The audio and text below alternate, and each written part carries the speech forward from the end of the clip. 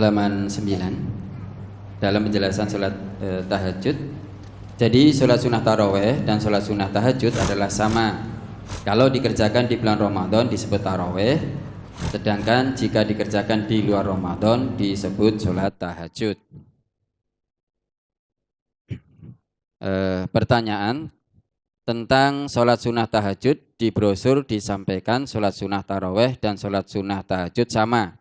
Bagaimana kalau memahami dua sholat tersebut dikerjakan sama-sama berjamaah, Ustaz? Boleh apa tidak? Tahajud tidak boleh. Nabi tidak pernah mencontohkan.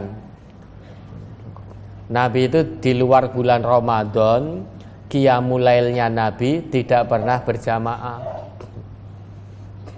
Adapun qiyamul lail Nabi berjamaah itu beliau kerjakan wadzalika fi Ramadan, yang demikian itu di bulan Ramadan. Kalau tahajud itu ya sendiri, tidak boleh dilakukan secara berjamaah karena tidak ada contoh dari Nabi.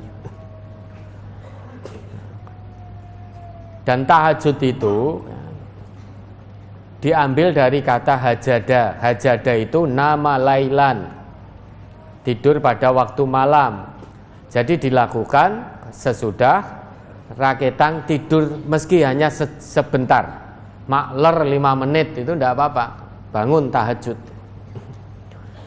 Hajada itu berbaring di atas ini namanya apa ini? Ini loh, lambung ya, bangun berbaring di atas lambung itu hajada. Artinya tahajud itu dilakukan sesudah tidur meski hanya sejenak. Tidur sejenak entah beberapa menit lah, itu terus kemudian nek insomnia tidak bisa tidur, ya tidak apa-apa tahajud. Artinya waktu tahajud itu ketika orang-orang biasa tidur di malam hari. Jadi ketika waktu orang-orang tidur itu tahajud. Hajada itu nama lailan, au an-naum lailan, tidur di malam hari. Lah saat orang-orang tidur dia bangun munajat kepada Allah, itu tahajud. Maksudnya waktunya saat orang-orang biasa tidur pada malam hari. Saat kebanyakan orang tidur di waktu itu, lah dia bangun untuk munajat kepada Allah, itulah tahajud.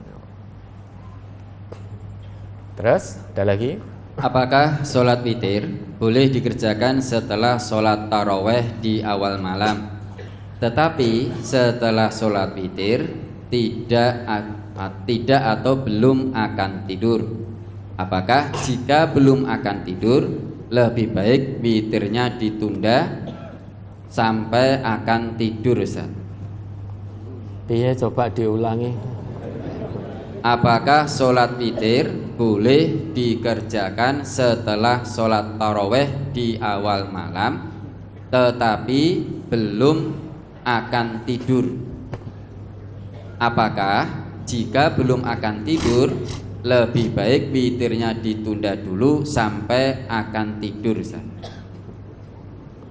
Jika belum witirnya boleh saja witirnya ditunda dulu. Habis dapat 8 rakaat tidak langsung witir, ditunda dulu. Atau saudara tidur dulu juga boleh. Nanti bangun ketika mau sahur baru witir, itu juga boleh. Atau ditunda dulu, habis itu mau tidur witir, boleh saja. Ya, terus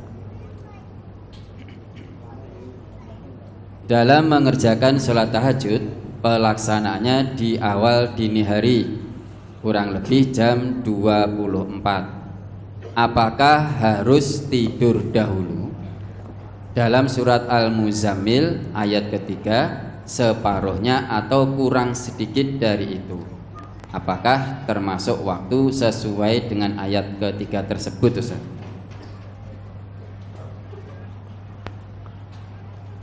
Sholat tahajud apakah harus tidur dulu? Dinamakan sholat tahajud Karena itu sholat dikerjakan saat biasanya orang-orang itu tidur pada waktu itu. Diambil dari kata hajada, berbaring di atas lambungnya, atau an-naum lailan, tidur di malam hari. Kalau saudara mau tahajud, ya tentu waktu yang afdol itu akhirul lail, sulusul lail. Dah kerjakan saja di sepertiga malam, itu lebih utama. Ada lagi? Kalau bulan Ramadan, sholat malamnya di awal malam. Kalau yang sepertiga malam yang akhir, saya sholat sunnah sesudah wudhu 2 rakaat, kemudian zikir sebagaimana yang diamalkan oleh Bilal. Apakah boleh apakah ada tuntunannya atau apa boleh dilakukan? Boleh itu ya, sholat tohur itu habis wudhu boleh. Tapi kalau tadi sudah witir, meski saudara bangun di sepertiga malam, ya jangan witir lagi. Karena la witroni fi lailah, tidak ada 2 witir dalam 1 malam. Kalau tadi di awal waktu sudah dengan witirnya, lah di akhir malam ya jangan witir lagi. Saudara sholat tohur boleh di situ. Ada lagi?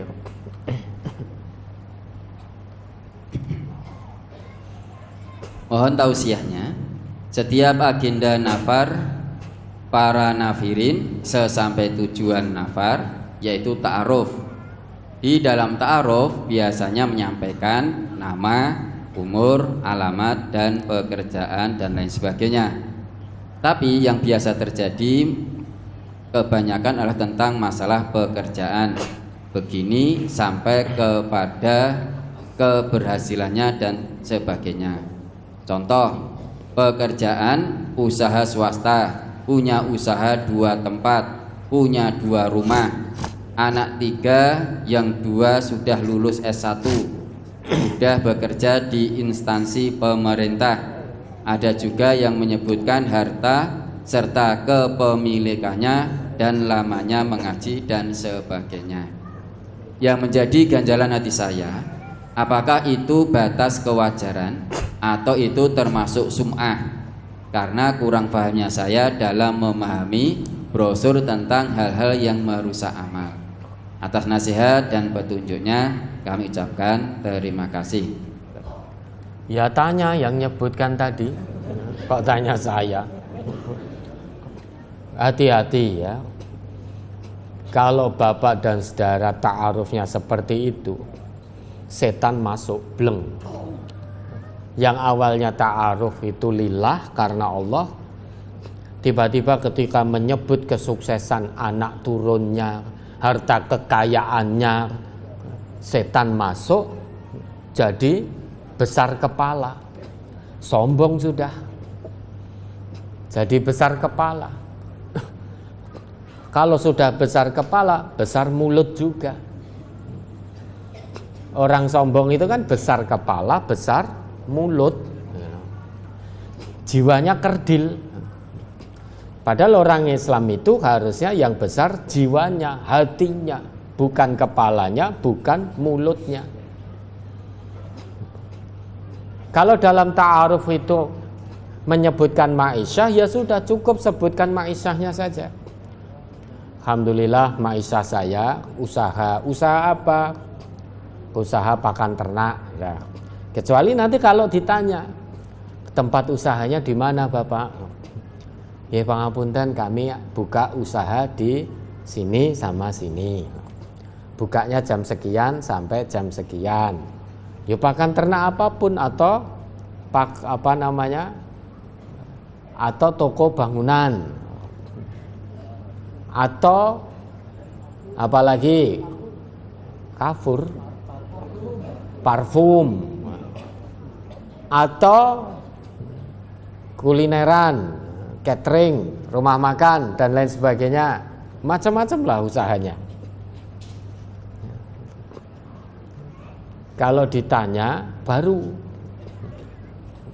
Lah enggak ditanya, ya sudah, alhamdulillah maisah saya, Allah izinkan saya untuk usaha saya buka rumah makan. Usaha saya buka toko parfum.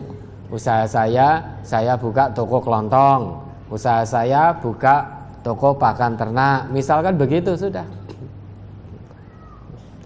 Omsetnya enggak usah dikasih tahu. Nanti nek dikasih tahu dijilih bingung. Ya tak? Maka tidak perlu anak saya sudah 4 sarjana semua, yang 1 sudah kerja di instansi pemerintah sebagai ASN, sudah gajinya tinggi karena pimpinan. Yang 1 apa kira-kira sing rumah dirut Pertamina, kecekel. Coba nek begitu disampaikan tidak itu? Yang 1 sudah jadi dokter. Kan biasanya kan dokter itu kan dipandang punya status sosial tinggi toh di masyarakat. Yang 1 dokter, satunya lagi maling. Kok enggak disampaikan? Misalnya anaknya 4 atau 5, delalah sing dalan 3, sing sukses 3, sing disebutkan hanya itu. Sing 2 sedang di penjara 1 enggak disampaikan. Sing 1-nya tukang judi enggak disampaikan. Maka tidak perlu menyampaikan kesuksesan anak cucu, itu tidak perlu. Dalam ta'aruf itu cukup sampaikan anak saya 3 atau 4 atau 5 atau 2 atau 1. Alhamdulillah sudah bermaisha, sudah berkeluarga, sudah selesai. Tidak perlu disebut gajinya berapa, terus panunya apa, ini itu dan lain sebagainya. Kecuali nanti kalau ada yang bertanya, ini maisah putranya apa Pak? Profesinya apa? Jawab saja, alhamdulillah petinju. Nah itu, loh iya petinju itu juga profesi. Kita jawab, alhamdulillah tenaga kesehatan. Kalau ditanya lebih detail lagi, tenaga kesehatan ini kan banyak, ini lebih spesifik apa Pak? Alhamdulillah dokter, mudah-mudahan muktaman, bukan jadi oknum dokter pemburu dolar, kan begitu.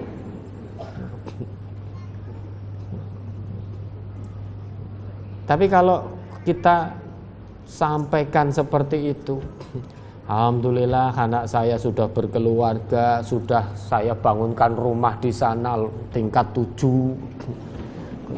Mobilnya itu anak saya sampai bingung kalau mau pergi naik mobil yang mana, karena banyak sekali, punya mobil lebih dari 7. Kalau mau naik ini atau itu mesti taren dulu dengan istrinya, kira-kira mau naik mana, yang mana. Lah itu udah sombong itu. Enggak ada yang tanya kok ada jawabannya. Aneh ini. Jawaban itu hanya muncul kalau ada pertanyaan. Kalau tidak ada pertanyaan, jangan keluarkan jawaban.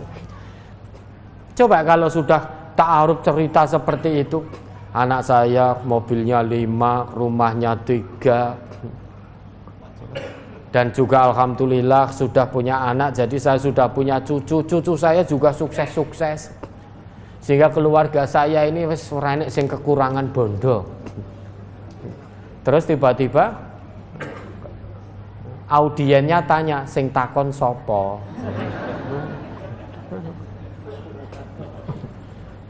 Sudahlah, ta'aruf nafar itu sakmadya saja. Kita tutup pintu masuk sekecil apapun, celah sekecil apapun, biar setan tidak masuk. Cukup sebutkan nama, asal, maisah, sudah. Tidak perlu disebutkan harta kekayaan sekian-sekian, mobil sekian-sekian, rumah sekian-sekian, itu tidak perlu. Kalau ditanya pengalamannya, perjuangannya dalam bermaisah sejak awal, ya sudah ceritakan. Dulu saya begini, berawal dari begini, alhamdulillah atas pertolongan dan ridho Allah, kebaikan lebih Allah berikan pada kami. Kemudian begini-begini, alhamdulillah Allah uji lagi dengan kenikmatan dan lain sebagainya dan lain sebagainya. Kalau ditanya tentang pengalaman dalam bermaisah baru disampaikan. Tapi tidak usah pakai umuk, gitu loh. Umuk itu apa ya? Ya sum'ah, ujub itu tadi, sombong. Tapi ini loh Bapak dosa, yang bisa ngelakoni ini hanya saya. Jenengan mau ikut-ikutan tidak mungkin bisa. Balungan jenengan ini orang balungan gajah. Saya ini sejak mbah saya itu sudah balungan gajah. Maka kalau saudara mau mengikuti jejak saya dalam bermaisah, dalam berekonomi, wes tak jamin ora iso. Nah, itu sombong, ujub. Itu sum'ah. Biasanya yang menyampaikan itu dia tidak sadar, atau sakjane sadar pura-pura tidak sadar. Ada pengaruh iblis itu dalam hatinya. Kalau menyampaikan sesuatu tapi dalam hatinya ada unsur kesombongan dan dia tahu itu tidak menghentikan ucapannya, malah menjadi-jadi, ketahuilah di dalam hatinya sedang ada bisikan iblis, bisikan setan. Ya tak? Kalau memang kita mengatakan seperti itu, masa kita tidak tahu, tidak merasa ini sum'ah, ujub, sombong, takabur? Tidak mungkin Bapak Ibu kita tidak merasa itu. Kita mau pamer, itu tidak mungkin. Maka biar setan itu tidak masuk, sekecil apapun celah, tutup. Salah satu caranya ya ta'aruf biasa sajalah. Kalau nanti ditanya usahanya di mana? Oh di sana. Ada lagi? Ya alhamdulillah ada lagi di sana. Sudah. Doakan mudah-mudahan ini barokah dari Allah, mendatangkan keberkahan Allah dari langit dan bumi. Begitu, ndak usah cerita masalah harta benda, mobil piro, omahe piro. Engko jangan-jangan sepatune mereke apa ya diceritake, tase apa ya diceritake mereke. Dan alhamdulillah saya itu ya tidak mau menggunakan kecuali barang-barang yang branded. Anak-anak saya juga begitu. Ini jangan dipotong loh ya.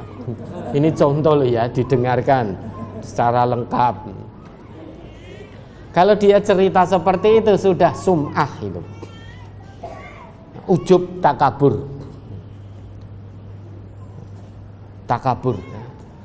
Allah tidak suka orang yang berjalan di atas muka bumi ini dengan penuh kesombongan lagi membanggakan diri. Ini jujur ya, demi Allah Bapak dan Saudara. Karena nafar kan hanya laki-laki toh.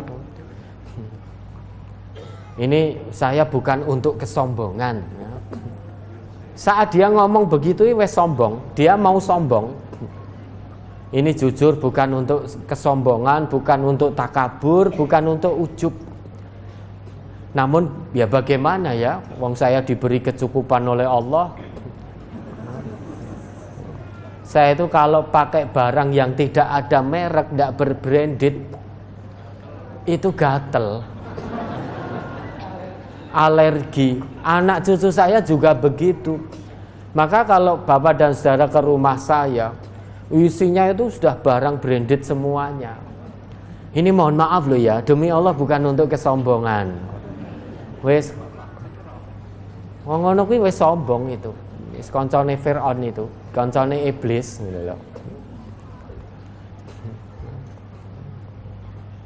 Dah, tutup celah, setan tidak masuk. Ta'aruf biasa saja, yang wajar-wajar saja. Tidak usah nyeritain kekayaannya dan lain sebagainya dan lain sebagainya. Baik Bapak dan Saudara, kami itu tiap malam paling tidak dinner lah dengan keluarga. Itu kalau biasanya seafood, Kami itu kalau nggak makan kepiting, nggak makan lobster, itu nggak puas. Nek mung jangan loncom, jangan gudeg itu. Untuk apa itu diceritakan? Mbok lihat apakah lawan bicara jenengan itu juga punya kemampuan yang sama. Mungkin belum tahu wujud kepiting iki piye, ngertine yuyu gitu loh. Lah yuyu itu kan ya kepiting ning cilik gitu loh.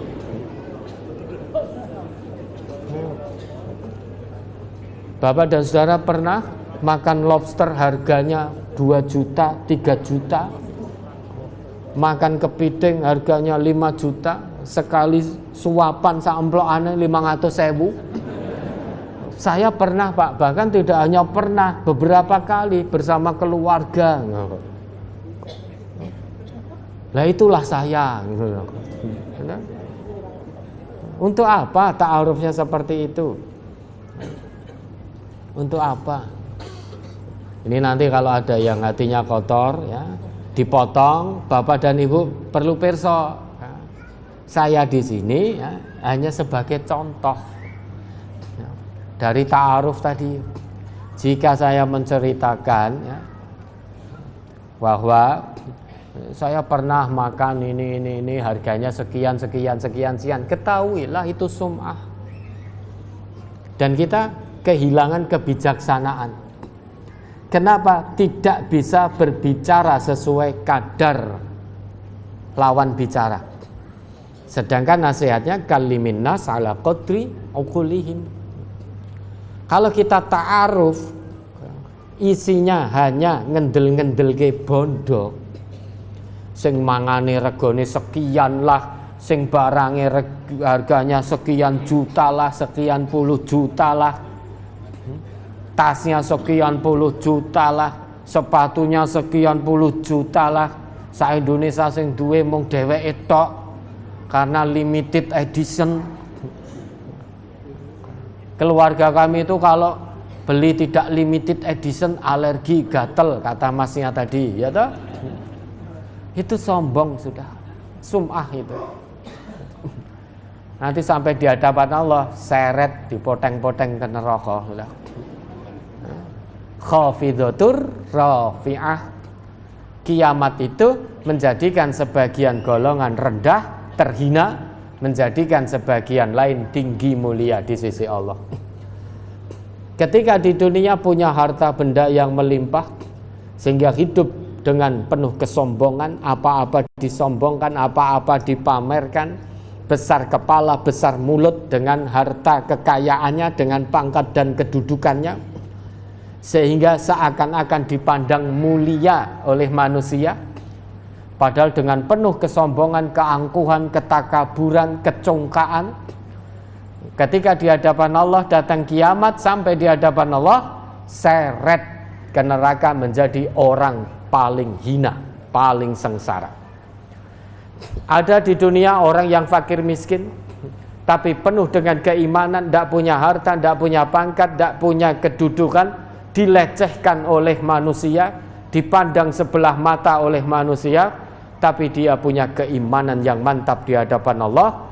Sampai di hadapan Allah nanti rafi'ah, akan punya derajat yang sangat tinggi, sangat mulia, meskipun ketika di dunia dipandang rendah oleh manusia.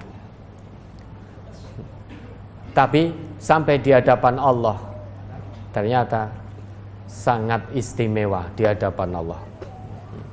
Ya sudah, ta'arufnya sakmadia saja, biar setan iblis tidak masuk. Tidak perlu pamer-pamer kekayaan. Meski awal niatnya tidak pamer, begitu setan masuk, ya sudah. Jadi berbunga-bunga, seperti berjalan tidak ngambah lemah, merasa besar kepala, besar mulut, samsoyon dodro. Ya, ada lagi.